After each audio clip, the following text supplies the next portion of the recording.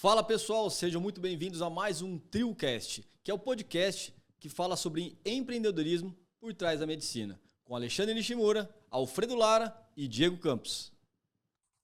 Fala pessoal, sejam muito bem-vindos. Hoje estamos começando mais um episódio do TrioCast com um convidado super especial, o Dr. Igor Chiminascio, que é um ginecologista expert em endometriose. Ele é referência no Brasil e no mundo no atendimento dessas pacientes. Ele é um grande empreendedor na medicina e nos negócios. Igor, seja bem-vindo. Queria que você falasse um pouquinho da sua história para a gente, conta um pouco da sua trajetória. Muito legal, Alexandre. Obrigado primeiro por vocês me receberem aqui, né, no podcast. É uma experiência muito bacana para mim poder falar um pouquinho aí da minha história, né? Então, assim, eu sou um médico que vem do interior do Paraná, moro lá no interior do Paraná e vim parar aqui em São Paulo. De repente, né, 2023, minha vida se transformou. Eu tô aqui em São Paulo atendendo, tô aqui em São Paulo trabalhando com vocês, trabalhando aqui na capital do Brasil, né, dos negócios, onde a medicina acontece. E acho que tudo isso muito ligado à minha especialidade aí com a endometriose, porque eu sou ginecologista e fiz a minha formação em cirurgia por vídeo. Eu digo assim que dois capítulos da medicina que não estavam bem explicados me chamaram muito a atenção lá no passado, meados ali 2005, 2006, quando eu fiz minha formação, né? Eu me formei na PUC lá em Curitiba e aí fiz a residência na Federal do Paraná de ginecologia e aí fui apresentado a endometriose, né? Essa doença É uma história legal dessa questão da endometriose. Como que você teve essa paixão pela endometriose? Você me contou uma vez, mas conta pro pessoal. Tem um negócio por trás que eu vou contar depois para vocês, né? Que eu descobri muito recentemente. Isso é uma coisa assim que é uma coisa meio inexplicada, assim, mas vou contar para vocês um pouquinho sobre isso. Mas lá no passado, lá 2004, mais ou menos, eu me liguei assim, essa doença não tem dois capítulos que não tem muita explicação, a dor pélvica crônica e a infertilidade sem causa aparente, né? Estava lá no Hospital de Clínicas em Curitiba, atendendo lá 50 pacientes por dia no ambulatório e não tinha explicação, um monte de pacientes sem explicação para infertilidade e com dor pélvica sem explicação. Aí você abriu o livro, estava escrito lá, não tem explicação. Não fazia sentido aquilo para mim, né? Até que eu pude vir numa palestra aqui de um médico aqui em São Paulo. Eu estava na residência e um colega me chamou para vir no Hospital São Luís, aqui em São Paulo. Eu não conhecia nada, não conhecia nem um pouco disso.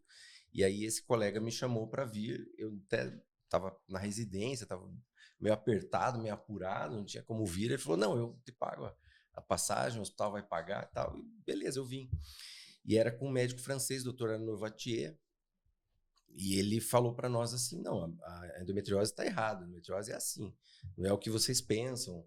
Todo mundo vem ainda, infelizmente, acreditando na teoria da endometriose antiga lá do Sampson, que foi o cara que descreveu a doença em 1927, que era a menstruação retrógrada.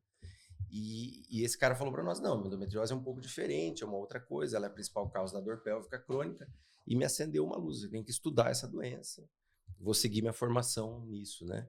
Aí fiz videocirurgia depois, também no Hospital de Clínicas, e por acaso, por uma questão familiar, casei com a minha esposa, com a doutora Carol, que também é ginecologista, fez a residência juntos, fizemos a residência juntos.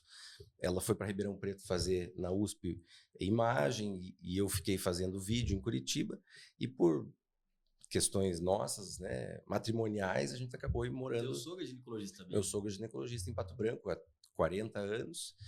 E a gente foi morar lá, a gente decidiu ir morar lá. E eu fui para lá em 2009, já fazendo cirurgia por vídeo, já entendendo endometriose. Mas eu via que a doença era um pouquinho diferente, assim, que vinham se operando de forma um pouco equivocada, porque você tem aquela ideia que a doença é um foquinho.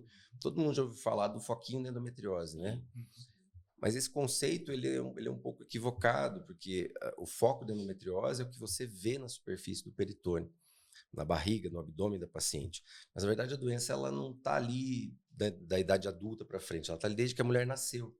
Ela é uma mancha de nascença no meio do colágeno e embrionária. A mulher nasceu com um defeito de fábrica, pequeno defeito de fábrica, que é a presença do endométrio, que é a camada de dentro do útero, fora do útero. E aquilo está dentro do colágeno, está num lugar muito fundo. E aí eu comecei a perceber, não, eu tenho que tirar mais fundo, e fui vendo no mundo. Não tive uma escola assim, uma única escola, que nem todo mundo, faço a escola do Dr. Fulano aqui em São Paulo, faço a escola do Dr. Ciclano. Não, eu fui criando a minha escola, porque eu fui aprendendo, então, o Dr. Vatier lá na França fazia assim, o Dr. Mark Possover na Suíça fazia de um outro jeito. Descobri o Dr. David Redwine nos Estados Unidos, que era o cara que tinha falado pela primeira vez no mundo que a endometriose era embrionária, que não era menstruação retrógrada, isso aí. E aí eu falei, pô, esse cara, ele tem alguma coisa, faz sentido, né? O lado que a doença acontece, por que ela acontece mais do lado esquerdo, uma região mais alta, direita, perto do apêndice, dando tantos sintomas gastrointestinais, né? Porque a gente começou a ter que ter essa interação com o coloproctologista, com o cirurgião do aparelho digestivo, e eu fui criando o meu estilo. E eu estava isolado um pouco geograficamente lá em Pato Branco, que é uma cidade interior. Isso é uma questão interessante. Como que um cara de Pato Branco, me fala um pouquinho de Pato Branco, qual é o tamanho da cidade, como que você explodiu, né, para pacientes do Brasil todo, sim, e até de fora do país. Sim. Então, tipo assim, como foi essa jornada sua de explodir e tornar uma referência nesse assunto? Isso é um troço muito legal, porque daí eu comecei a ter esse meu estilo de operar e eu estava geograficamente isolado, mas numa cidade extremamente desenvolvida, uma cidade de 100 mil habitantes, que tem 2 universidades, saiu de lá já um ministro da saúde, então é uma cidade que a saúde sempre foi muito desenvolvida. Então eu tive a oportunidade lá de receber, de ter uma estrutura hospitalar boa, de corpo médico, tinha equipamento de vídeo mesmo que tinha aqui em São Paulo e tal, e eu pude praticar isso que eu vinha captando, que eu fui me tornando o meu jeito de operar. E aí eu criei um estilo de operar, e começou a dar muito certo, eu comecei a operar e os pacientes começaram a engravidar. Tem fertilidade sem causa aparente, pesquisou tudo, pesquisou o marido, pesquisou as trompas, pesquisou a ovulação, só pode ser endometriose. Ia lá, operava, tirava doença grande, doença pequena, e essas pacientes engravidando. Eu comecei a tabular isso, comecei a guardar esses dados, né, até por orientação da minha esposa. Ela falou, não, vamos pegar esses dados aí, vamos coletar. E a gente começou a publicar isso, fazer publicações até internacionais, mandar para congresso, principalmente, e apresentar esses dados. E, no mesmo tempo, me surgiu assim E importante, sem nenhuma universidade por trás, totalmente a maneira europeia e americana de fazer. Sem nenhuma universidade por trás, exatamente. Porque, inclusive, eu acho que a universidade, né, uma crítica assim, né, hoje no Brasil existe uma arrogância muito grande das universidades que limita um pouco as pessoas a crescerem, a criarem, a usarem até um pouco, né, e conhecer novos, se desenvolver. Vou mudar um pouquinho aqui, né, na técnica, vou pegar e vou mudar aqui um pouquinho, vou puxar um pouquinho mais para o lado, que isso vai dar certo, né, sem comprometer de forma ética, sem causar nenhum dano ao paciente. E eu comecei a fazer isso, comecei a tirar mais endometriose do que se tirava. Comecei a tirar bastante. E começou a dar muito certo, os pacientes começaram a engravidar e começaram a melhorar da dor. Aí eu falei, não, acho que eu estou no caminho certo. Aí fui procurar no mundo pessoas que faziam parecido comigo. Aí conheci lá o Dr. David Redwine, que é o cara que, para mim, é o cara que desvendou, que desmontou a endometriose, e comecei a ter o meu estilo de operar, e comecei a publicar ao mesmo tempo. E no mesmo tempo que começou a surgir as redes sociais. Então, no mesmo tempo das redes sociais, e me deu um insight, onde eu estava na exposição agropecuária lá em Pato Branco, assim, e eu vi uma multidão de pessoas, né, vendo propaganda, assim, olhando, né, eu falei assim, mas eu tenho que impactar essas pessoas. Não pensando só no comercial, assim, de vender o meu trabalho, mas eu tenho que impactar essas pessoas, chegar nas pessoas, esse conhecimento. A rede social é uma forma também de se conectar com as pessoas. De conexão. Isso, na verdade, inicialmente local, eu imaginava ela por um uso local. Porque assim, meu consultório sempre foi bem, sempre tive, né, mas eu queria focar na endometriose, eu queria só fazer isso, né, queria ter uma oportunidade de fazer, como todos vocês, fazer aquilo que é a sua especialidade, né? Alexandre, faço coloprocto, faço anestesia, cirurgião de cabeça, cirurgia crânio-maxilofacial. Então, você quer focar naquilo que você se especializou, né? E eu queria focar. Então, eu falei assim, não, a rede social vai me ajudar a focar para eu não precisar fazer ginecologia geral, fazer obstetrícia. E aí eu vi na rede social, não, vou tentar localmente atingir essas pessoas e comecei a trabalhar e estudar também, né? Porque é muito legal a rede social, é o comportamento humano. como um que ela... desafio, É um né? desafio. Se conectar com as pessoas por Isso rede aí social, né? foi antes da pandemia ou foi depois da pandemia? Muito antes da pandemia. Porque na pandemia acho que teve um boom nisso, a Sim. necessidade das pessoas se comunicarem através das mídias sociais, porque tinha que ficar isoladas. Não, foi muito antes. Foi... Então teve uma mudança muito grande depois disso. Mas Foi quem surfou a sim. onda começou lá atrás como o Igor, Ficou né? lá atrás, E eu vi isso, né? Assim, até estudando um pouco disso. Não, quem começar primeiro isso vai estar muito pioneiro. Mas eu não imaginava o poder disso, né? Eu achava que eu ia localmente atingir. E eu comecei a receber pacientes do Brasil inteiro. Pacientes do Brasil inteiro. E dando muito certo, eu conseguindo publicar isso. Esses pacientes você operava em Pato Branco? Em Pato Branco. Até então, até 2023, eu operava em Pato Branco. 2021, eu comecei a operar em Curitiba. Uhum. Mas aí, em 2020, eu fui convidado para ir para dar uma aula num congresso em Cascavel. Regional lá da nossa região, mas era um curso de abrangência nacional, de cirurgia endometriose intestinal. E eu dei uma palestra, apresentei um caso lá, me deram uma chance lá, me convidaram, através de um amigo que era de Cascavel. Não conhecia muito o grupo lá, mas eu estava lá, apresentei. E aí eu estava lá, eu fui almoçar, não era amigo de muita gente, estava lá com meu pratinho andando lá assim no restaurante, meio perdido. Aí um médico lá de São Paulo, japonês de Ourinhos, falou, senta aqui comigo. E eu sentei na mesa, e era o Alexandre. Parte dessa história, assim, ele contou até aí pra mim. E aí eu vou nós... deixar pra contar depois do podcast. Foi muito legal, foi Igor, muito legal. Convite pra vir pra São Paulo. E a gente ficou amigo ali, conversou, né? E aí viu o estilo de cirurgia, chamou um pouco a atenção isso. Porque sempre isso que eu fiz de tirar muita endometriose, que hoje tem um nome, é uma técnica que eu tenho dado um nome, apresentei agora recente no Congresso Global lá nos Estados Unidos, antes de ontem estava lá, que é a remoção em bloco, a peritonectomia em bloco, que é um negócio meio chocante, porque a gente tira a doença muito ao redor da doença, como se tirasse uma margem muito grande da doença, mas a gente está tirando doença microscópica, sendo bem abrangente, né? Mas para fazer isso você tem que conhecer muita anatomia, tem que dissecar muito bem, você tem que ser bom nisso, em anatomia principalmente, conhecer os espaços, conhecer muito a anatomia e como o corpo foi formado, né? Conhecer como ele foi construído para você desconstruir de forma correta. E aí eu apresentei isso choca um pouco, o Alexandre percebeu, captou, e a gente ficou amigo, né? A gente ficou amigo, e das redes sociais também, um seguia o outro, seguia um, até que a gente teve a oportunidade de ter um paciente em comum, e aí ele me convidou para vir para cá operar. E aí começou essa parceria. E sabe, essa história é muito legal, Igor, porque, tipo assim, até para os médicos, né? Tipo assim, congresso não é só pelo fato de aprender, você foi para ensinar, para passar a sua experiência. Óbvio que sempre a gente aprende também ensinando as pessoas, mas a gente se conectou. E dali surgiu novos projetos, novas oportunidades e, sabe, de crescimento mútuo. Então, quer dizer, um congresso também é uma questão que você vai para ter essa conexão com outras pessoas. Muito, muito importante. Trocar ideias. Hoje eu vejo no nível que a gente acaba atuando, né, tanto estudo, publicação, apresentar como palestrante, muitas vezes você vai para conectar com as pessoas e trocar essas informações. E muitas vezes você aprende fora do que está no rodapé do livro. Muito. Né? E você cria novas ideias. Tipo, se eu tô com uma ideia, você também junta suas ideias, você vai gerar um negócio muito maior.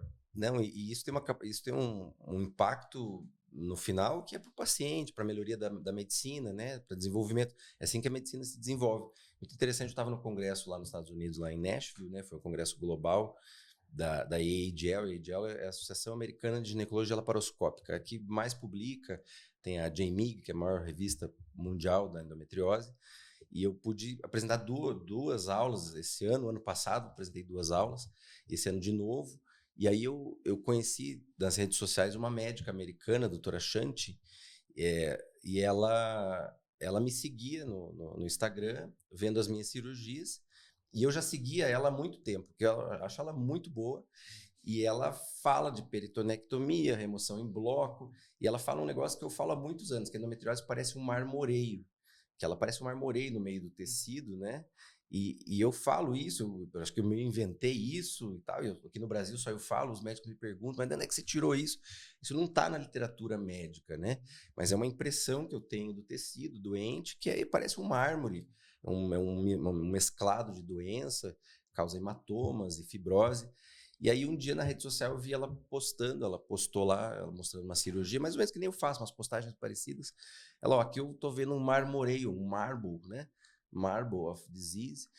E eu falei, pá, essa médica pensa igualzinho a mim. E beleza, eu era amigo dela lá. Aí foi na terça-feira agora, eu apresentei a minha aula, terminei a minha aula, a hora que eu desci do palco, ela tava me esperando. Cara, não tem explicação. Ela parou, eu falei, doutora Chante, ela falou assim, eu te sigo. Eu falei, eu te sigo. Eu falei, eu sou teu fã. Ela falou, não, eu sou teu fã agora. Outro ali. Não, demais, assim. Sem rede social isso não existiria, né? Isso não. Nos aproximou dessas pessoas. Uma conexão global, de impacto global, inexplicável. Um troço, assim, cara, emocionante até, assim, sabe? Um troço Mas muito assim, louco. nós que somos meio que contemporâneos, a gente lembrar, quando editar a informação do que é a vida hoje do profissional, exato, é totalmente diferente. Eu ia comentar isso. Eu queria até que você falasse, nós estamos, como o Nishimura falou, de uma transição da velha academia para a nova academia. Exato. Na nossa geração, a gente ainda replicava o que eles falavam antigamente. A universidade com dogma, as especialidades não conversavam, né? O ginecologista não conversava com o cirurgião do aparelho digestivo, sim, o otorrino não conversava com o plástico, o anestesista com o profissional da dor, enfim. Eu queria que você até comentasse sobre isso, como que um jovem que começa hoje pode customizar sua carreira em fazer uma formação específica, porque o conhecimento fez assim. E você, assim, a sua barreira de ginecologia, ela transborda a ginecologia e vai para as outras áreas. Sim. Então, como um profissional da medicina ou da saúde hoje consegue customizar a sua carreira e a importância dessa interdisciplinaridade? Isso é muito importante, porque realmente a gente saiu de uma academia muito fechada, muito formal, né? Que é importante também. Eu acho que também não pode ser esquecida. A gente também não pode esquecer do livro. Você tem que seguir, né? Mas ela tem que abrir a cabeça um pouco, né? E parar com um pouco disso assim. O meu professor falou e eu aprendi com o meu professor e replicar aquilo. Eu sempre fiz isso. Eu sempre fiz isso porque meu professor falou. Primeiro de tudo para acabar com isso é que você tem que estudar. E eu acho que para mim isso foi muito importante, a minha formação, porque eu me formei na PUC e lá foi a primeira turma do PBL, né? Que é a formação baseada em problema, em caso. Foi uma transição também muito grande, mas uma escola de 60 anos que se transformou e foi muito legal, e eu tive a oportunidade de receber isso. Então me ensinaram a estudar, você vai ter que buscar o conhecimento. Então primeiro de tudo, antes das aulas, tinha que estar estudado, dava um caso, tinha que estudar. Então isso foi muito transformador para mim, foi muito importante, porque eu aprendi a estudar sozinho, então não tive que aprender só o que o professor fala. Então, para todo mundo, para todas as áreas, você não pode só confiar no que me contou. Não, vamos estudar, vamos ler. E hoje a medicina, ou em todas as áreas, o conhecimento está na internet, né? Você tem que saber filtrar a qualidade da informação, mas ela está disponível. Então, é incansável você estudar. Eu estudo todos os dias, isso não é assim uma demagogia. Eu estudo todo dia, e é porque eu gosto. E não é assim estudar qualquer coisa, não. Estudo de tudo. Até de motor de carro, como é que funciona, como é que desmonta, negócio, como é que faz, como é que é o business. Então, todo dia você tem que estudar. O que eu quero aprender hoje? Então, para transformação profissional, você tem que ser estudioso e estudar de verdade. Não é só postar na rede social que você está segurando um livro, né? Que você está fazendo de estudioso. Não, você tem que ser estudioso ali a fundo mesmo. Para que você não fique só replicando o que os outros falaram, né? Mas tem que ter base científica também por trás. A segunda coisa é ousar um pouquinho. Você tem que sempre ir um pouquinho a mais. Falar assim, não, o que eu posso fazer um pouquinho de diferente dentro da ética, porque a medicina requer ética, requer uma limitação médico-legal, né? Você tem que estar dentro disso, dentro essas 4 linhas, mas usar um pouquinho, não achar assim que todo dia eu faço igual, todo dia eu faço... Porque senão você também cansa, você fica enfadonho, né? O trabalho é enfadonho. Não, você tem que fazer um pouquinho mais. Viu que deu certo? Vamos ver se encontra outras pessoas que fazem igual no mundo, que foi isso que eu fiz. Então vou encontrar pessoas parecidas que fazem um trabalho parecido, ver se está dando certo lá. Então eu conheci pessoas na Índia, por exemplo, fui para a Índia esse ano, fui convidado, porque eu conheci lá a doutora Vimi, que fazia igualzinho a mim. Fui conhecê-la, conheci o Dr. David Redwines, que eu falei que desvendou a endometriose. O dia que eu vi ele falando, eu falei assim, esse cara, ele fala muito, tem muito a ver com o que eu penso, né? Então eu vou conhecê-lo. Fui ano passado para Bordeaux, na França, né? Conhecê-lo. Então requer um pouco de investimento também. Então Então, é como nos negócios. Se você não investir, você não vai ter um retorno. Então, Exato. Eu falo isso para todos os meus residentes. Enfim, se você não gastar, você não vai receber de volta. você não vai É um fato. Acho que o médico ainda tem dificuldade. Ele acha que alguém tem que te dar alguma coisa. Ninguém te deve nada, né? A lógica dos negócios. Acho que você vai ter que ir para um congresso, o laboratório vai ter que me pagar, alguém vai ter que me pagar. Não, hoje eu não dependo, eu não ganho nada de laboratório, não ganho nada de indústria nenhuma, eu que me banco. E graças a Deus eu posso bancar isso bem, consigo, porque o meu retorno é bom, porque o meu trabalho é bom. Então, é um ciclo virtuoso muito importante, mas que eu tenho que investir, se eu não investir. Então, eu queria conhecer o Dr. David Redwine. E foi uma das experiências mais transcendentais, assim, que eu já passei. Fui conhecê-lo lá na França e a gente ficou amigo, Eu apresentei o meu trabalho para ele, tinha o nome dele no meu trabalho, ele ficou extremamente encantado, porque ele foi um cara que não foi reconhecido durante a vida. Ele falou há 40 anos, inclusive, infelizmente ele faleceu faz 2 semanas, e ele falou em 81, no ano que eu nasci, ele escreveu o primeiro artigo falando: a endometriose não é menstruação retrógrada, a doença embrionária, genética, e ele era um cara do interior do Oregon, muito parecido comigo, assim, né? Eu sou do interior do Paraná. E aí, quando ele falava sobre isso, ele era combatido. A comunidade científica, a academia tradicional batia nele, né, por muitos anos, até que um dia ele foi reconhecido, ali, 2015, 2016, foi quando eu conheci ele. E eu quis sempre conhecê-lo. Eu conheci, mostrei o meu trabalho, ele falou: não, você está muito certo, é assim mesmo.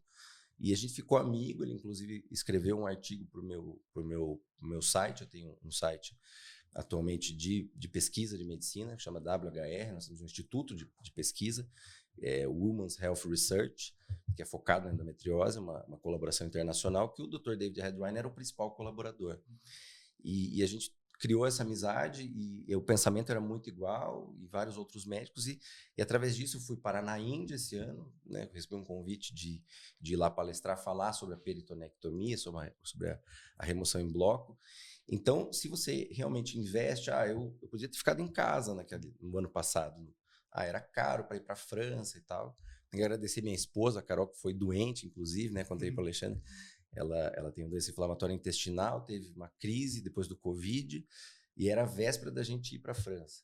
E ela sabia da importância que era, no quanto eu queria conhecer o Dr. David, né?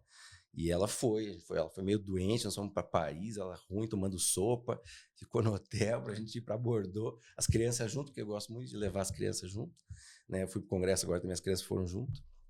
Isso que eu acho legal, sabe? Eu te acompanho nas redes sociais e eu vejo sempre você com a sua família, né? Eles te acompanhando nos congressos, nas viagens, as crianças também, né? É muito demais. Isso é uma experiência... É um apoio, né? É um apoio e eu quero ser um exemplo para eles, né? Então, por exemplo, eu estive lá no congresso agora e eles estavam na sala assistindo. Fiz questão que eles fossem assistir, me ver, porque, eu tava no topo do mundo da endometriose, né? Eu tava lá dentro da Associação Americana, dando 2 palestras, fui chamado lá para subir no palco. Qual a idade deles hoje? A Alice tem 10 e o Bruno tem 6. Com certeza não irão esquecer esse momento. Não, inesquecível, muito legal. Então, e poder estar com eles junto ali é uma experiência muito magnífica, né? Então, as pessoas falam, a gente estava falando da rede social, as pessoas falam assim: doutor, ontem me aconteceu isso, o paciente veio de Goiânia aqui para se consultar comigo, né? E é incrível que eu fiquei impressionado, o primeiro dia que eu vim atender aqui com o Alexandre, depois que o Alexandre me convidou, que eu cheguei a atender a primeira paciente, a paciente veio do Tocantins, pegou o avião no dia anterior, de manhã ela estava lá, porque ela queria consultar comigo, né? E como que ela me conheceu? Na rede social. E todas elas falam assim: doutor, eu já te conheço. E você é bem igual você é. É muito Às legal. vezes fala, é um prazer te conhecer. É um prazer te conhecer. Nossa, eu já te conheço, eu já assisti todos os teus vídeos, né? E eu acredito que eu passe muito verossimilhança na rede social, muito o que eu sou mesmo, e aquilo não é fake, aquilo não é inventado, não é artificial, porque realmente eu passo quem eu sou e é verdade aquilo mesmo. Então, assim, da minha família tá junto, não é só para eu mostrar que a minha família tá junto lá na rede social, não, é porque eu quero mesmo que a minha família esteja. De verdade, aquilo é de muito, muito verdadeiro. E isso aparece, né, transparece para as pessoas. E isso me traz assim, um reconhecimento muito verídico também do paciente. Quando o paciente chega para mim, ela já me conhece, ela já gerou uma confiança muito grande, gerou uma confiança bem legal, e que elas falam, até a paciente de Goiânia também falou: nossa, doutor, você é muito igual na rede social. Você fala muito parecido. Mas esse é o pensamento do empreendedor, né, Igor? Você falou assim, eu não dependo da empresa, eu vou sozinho, né? Fechou o consultório, foi para se capacitar, foi para conhecer o novo profissional, foi para conectar com ele, né? Para ter novos projetos, como teve tantos. Você me falou até a história do ano passado que você ia esperar para abrir uma garrafa de vinho com 50. Isso. Falou, não, esse é o meu ano, eu vou abrir. Abrir uma nova frente, né? Uma nova cidade, Sim. né? Isso é... Desbravar uma nova cidade. Porque muitas pessoas ficam na zona de conforto, Igor. Você provavelmente a referência local de Pato Branco, assim como eu era em Ourinhos.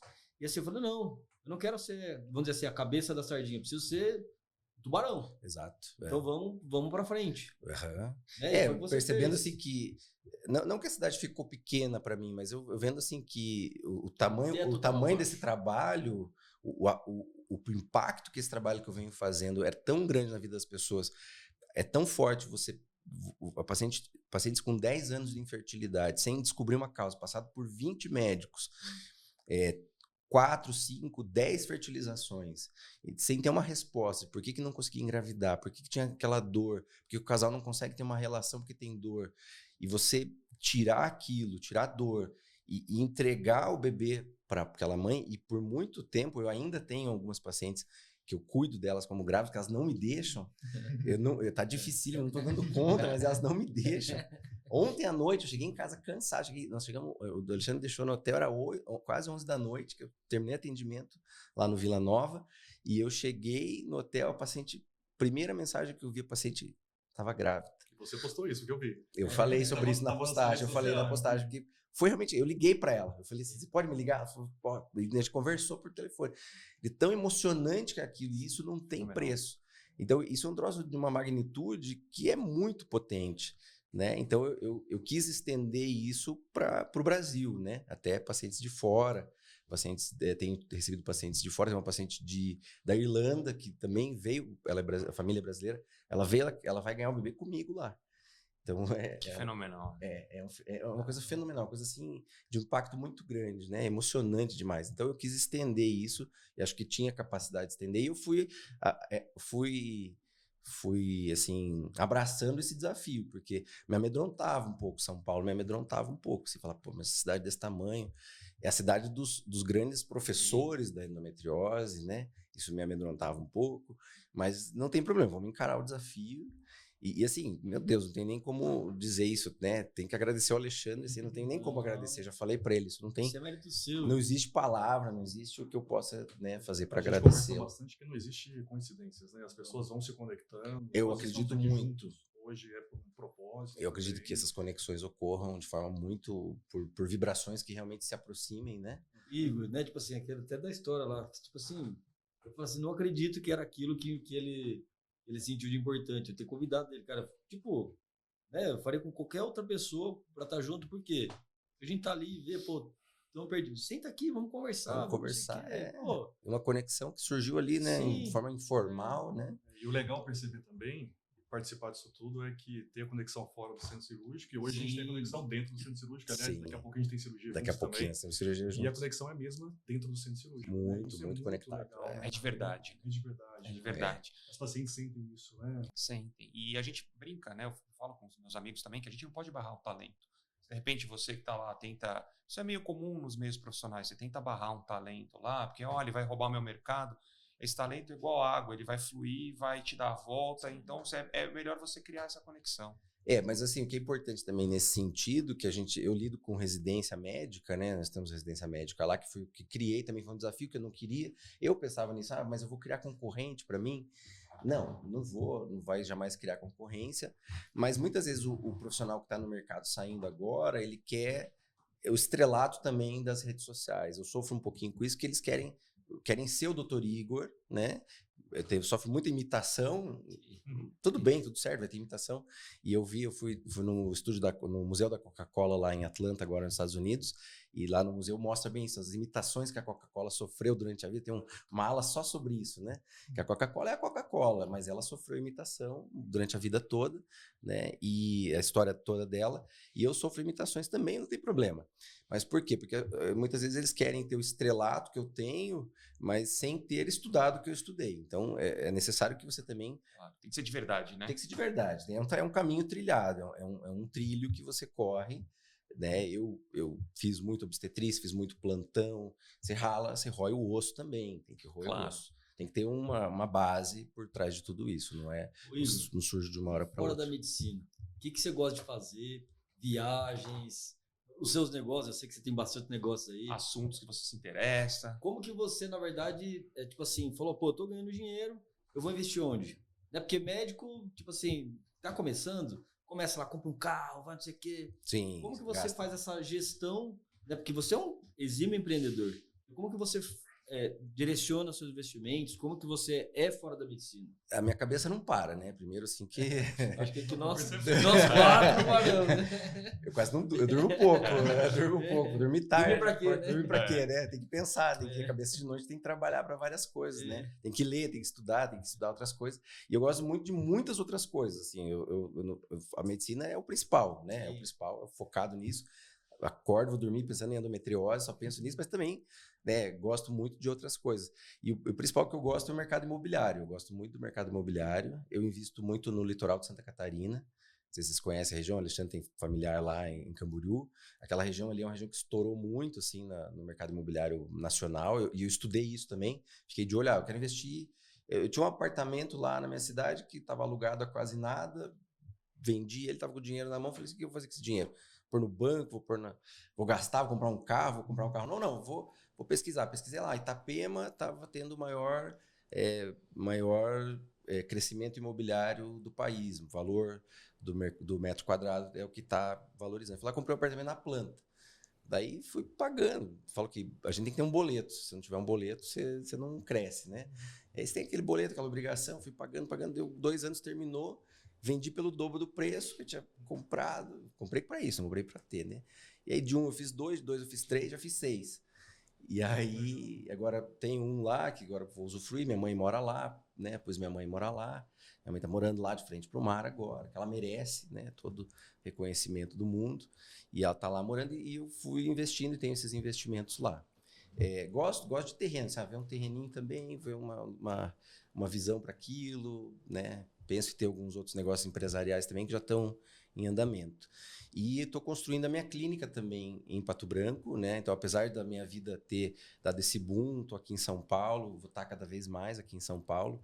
A ideia é estar 2 vezes por mês aqui, mas eu também estou crescendo meus negócios por lá, construindo uma clínica. E como eu tenho a formação da residência, a gente consegue perceber talentos, né? Então, claro. Eu já tenho 2 médicas que trabalham comigo que são talentos, assim, né, maravilhosos, que falam a mesma língua, que entraram na nossa vibração, né? Eu e a Carol. Traz para perto, né? Traz para perto, e elas estão, a Ohana, a Samantha, trabalham comigo lá. Então, é um espaço para elas trabalharem, quero agregar outros médicos, outras especialidades, quero ter endócrino, fisioterapia pélvica, nutricionista lá, então... Estou construindo e eu gosto muito de arquitetura, outra coisa que eu gosto bastante. Pensei em ser arquiteto. Todo lugar que vai, tem um negócio comigo, tira uma foto. Tiro foto, Não, eu sou aficionado. Eu adoro arquitetura também. Também. Acho que é coincidência. Eu também era a minha segunda opção. Se eu não fosse médico, também seria arquiteto. A gente sempre discute sobre arte. Aliás, ontem a gente estava na ateliê também de amigo. Eu gosto muito de arquitetura, assim, onde eu olho, né? Acho que isso tem tudo a ver com comportamento humano, acho que faz parte de como as pessoas pensam e comportamento humano. A outra coisa que eu gosto muito é a aviação também. A aviação eu sou apaixonado. Eu tinha essa curiosidade sobre aviação. A aviação, eu cheguei a fazer um teste vocacional na época do cursinho. Falaram que eu tinha que ser piloto de avião. E eu gostava mesmo. Mas daí, na hora da inscrição do vestibular, assim, eu pus medicina. Pressão do meu irmão é médico também, 2 anos mais velho, meu tio também é médico. Pressão deles, assim, e tal. E aí entra uma outra história que é muito legal, assim, contar, que eu conto pra pouca gente, nunca contei em público, assim, né? Por que eu escolhi fazer medicina? Não sei. Por que eu escolhi fazer ginecologia? Também não sei. Por que eu escolhi fazer endometriose? Não sei. Recentemente eu descobri, né? E é um troço muito louco, assim, se perguntar se você acredita em Deus plenamente. Você acha que Deus existe? total, né? Por quê? Porque, contei isso para o Alexandre já, eu não sabia o que eu ia fazer de vestibular, fiz medicina ali, escolhi na hora, deu lá. Eu lembro que era o número 22, escrevi o 22, dei lá, fui lá, passei no primeiro vestibular. Não estudei muito, estudava normal na escola, fui lá e passei na PUC. Não sabia como é que ia pagar, era uma escola privada, se deu um jeito, pagamos.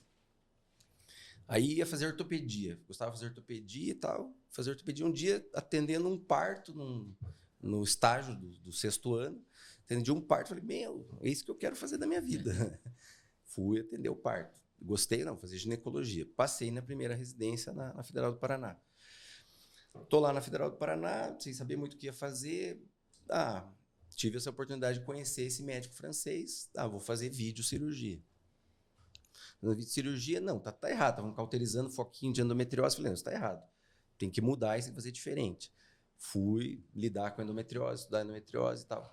E aí, recentemente, eu sou prematuro, nasci prematuro, muito prematuro.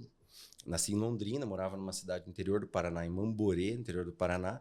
Fui nascer em Londrina porque era prematuro, muito prematuro extremo. É uma história curiosa que você já me contou também. Por que nasceu prematuro, né? Por causa, recentemente descobri que a endometriose era a causa. E fiquei na UTI lá muito tempo, fiquei 3 meses na UTI, dreno de tórax bilateral, infecção e tal, e sobrevivi. E a minha mãe fez uma promessa, né? Pediu a Deus que ajudasse, que se eu sobrevivesse eu teria uma missão. E eu fui seguindo, e a vida foi me colocando aí na endometriose, né? E aí, recentemente, quando eu fiz a mudança da minha mãe para Itapema, mexendo nos documentos antigos dela lá, mexendo no papel, achei um exame dela, em 1990 e 92, ela fez uma esterectomia. É muito difícil retirar do útero, em Maringá, sofreu muito, foi bastante difícil, porque ela tinha endometriose. Então, a endometriose foi a explicação do parto prematuro, de eu ter nascido prematuro, né, dela ter sofrido, ela sofreu uma doença autoimune muito grave durante a vida, que o gatilho é a endometriose. E aí eu fui descobrir isso muito recente, no ano passado, né? Então, tem o dia que eu vi aquilo, eu falei... Conexão com o divino, fechou o ciclo. Eu falei, cara, né? Por que a gente tem uma missão? E eu acredito nisso piamente, assim. Acho que isso é muito verdade, assim, né? É muito verdadeiro. É quase que um testemunho, né? Religioso isso, assim. Porque, né, não tem nenhuma religião formal, mas Deus realmente existe, está no caminho. Se você crê, acredita, ele vai te direcionar para aquele caminho e vai te trazer pessoas realmente muito legais que estão na sua volta. E as coisas vão dar muito certo, né? Então, você tem que acreditar que as coisas vão dar certo, inclusive nos negócios. Em tudo que você vai pôr a mão, tem desafio. Pode ser que dê errado, às vezes, né? Eu, às vezes, penso assim, no empreendedorismo. Às vezes, a gente tem receio de que aquilo não dê certo. O empreendedor tem que se arriscar, né? Tem que se arriscar. Tem que se arriscar. Deixar o medo de lado e se arriscar, né? Muitas vezes com a minha esposa, assim, a Carol fala assim, mas você vai assumir esse compromisso desse tamanho, esse boleto desse tamanho? Já foram boletos muito altos, né? Durante a vida aí. Eu sempre falo para você, não seja uma mulher de pouca fé, seja uma mulher de fé, que vai dar certo. E dá, e vai, e acontece, e as coisas aí você vai conseguindo dar certo, né? Mas tem algumas fases que eu falo sobre o Diego, né? Se você quer ser grande, esteja entre eles. Você é a média das 5 pessoas que você mais convive. E se você tá numa sala que você é o melhor cara, você tá no lugar errado. Então, você tem que ir para empreender. O empreendedor, ele nunca vai querer estar numa zona de conforto. Ele tem que sair da zona de conforto para poder sempre progredir. E eu acho que você sempre tem que focar realmente balizar em quem realmente vai muito bem, né? Então, eu conheço um empresário que... O que ele faz de diferente? O que eu posso aprender com ele, né? E não só... O que a gente vê que muitas as pessoas se aproximam... Tenho amigos que são empresários, né? Os caras se aproximam do cara só porque o cara é rico, então você é amigo dele porque é rico. Não. O que esse cara tem de importante para me ensinar, né? O que eu vou aprender com ele para eu também crescer, né? Não só, como a gente diz lá no interior, chupinar, né? Não vou só extrair, só barganha, não. Eu tenho que aprender, aquilo tem que me fazer crescer, né? Isso é muito legal mesmo. E se você tivesse que deixar um conselho, que a gente está chegando aí ao término do nosso podcast, se você tivesse que deixar um conselho para aquele médico ou profissional da saúde que está começando hoje, ou aquele profissional que às vezes quer sair dessa zona de conforto, qual que é esse conselho? O que você daria se a gente fizesse esse papel de mentorado por você? Igor, e aí? O que eu tenho que fazer? Um pouco disso que eu já falei, né? O principal de tudo é estudar. Você tem que ter base teórica, porque a gente não cria as coisas totalmente da cabeça. Você tem que ter base, né? Você tem que ter, então, um embasamento teórico também, que está disponível. Então, o principal é estudar. E segundo é ousar mesmo, é ser um pouco ousado, não ter vergonha, não ter medo, porque eu já tive que, por exemplo, já fui convidado para vir falar aqui em São Paulo, né? Já me bateram muito por falar. Não tem problema, você não tem que ter medo. Dá aquele frio na barriga, não se acovardar, realmente é importante. Fui chamado lá para dar aula nos Estados Unidos, eu não falo bem inglês. O que eu vou fazer? Eu vou me preparar para isso, então eu vou me embasar para isso.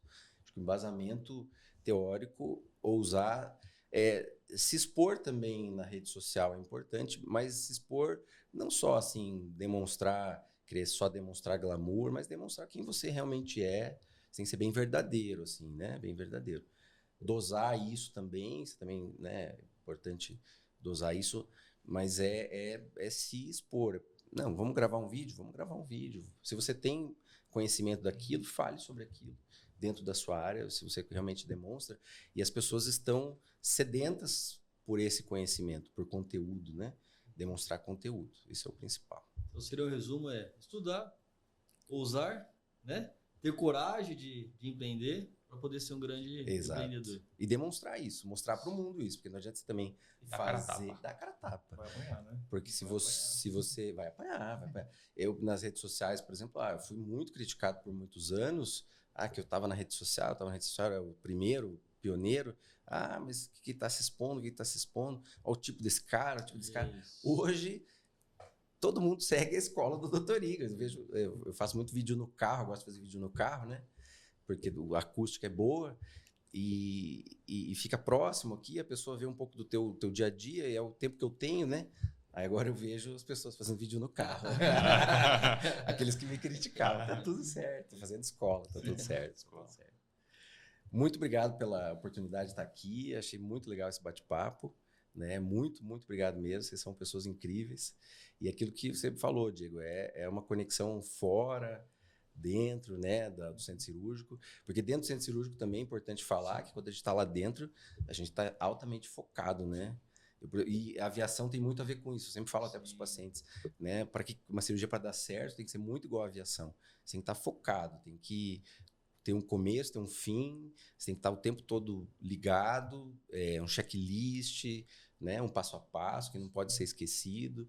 Então, é seguro levantar um avião com 200 pessoas dentro e pousar, assim como é seguro fazer uma cirurgia, desde que a gente faça o passo a passo. Todo mundo tem que estar conexão, a conversa tem que estar alinhada, e isso é muito, muito legal. E obrigado mesmo pela oportunidade. Também queria agradecer também. Foi maravilhoso, um bate-papo maravilhoso, uma aula. Acho que a gente poderia ficar aqui horas e horas, né? O tempo passa. Depois para tomar um vinho mais tarde. Acho depois nós vamos papear mais um pouco. Maravilha, obrigado. Obrigado a vocês. Igor, sempre é um prazer ser um cara que está no coração de todos nós aqui. É um cara que realmente eu admiro como profissional, como pessoa. Aqui é um tempo muito curto para conhecer as particularidades do Igor, que é um cara super engraçado, competente, família, amigo, enfim. Mas é um prazer ter você aqui hoje, dando sua história, sua experiência aí profissional, de empreendedor, de família, enfim. Isso vai ser uma lição para todos aí. Muito obrigado. Obrigado mesmo.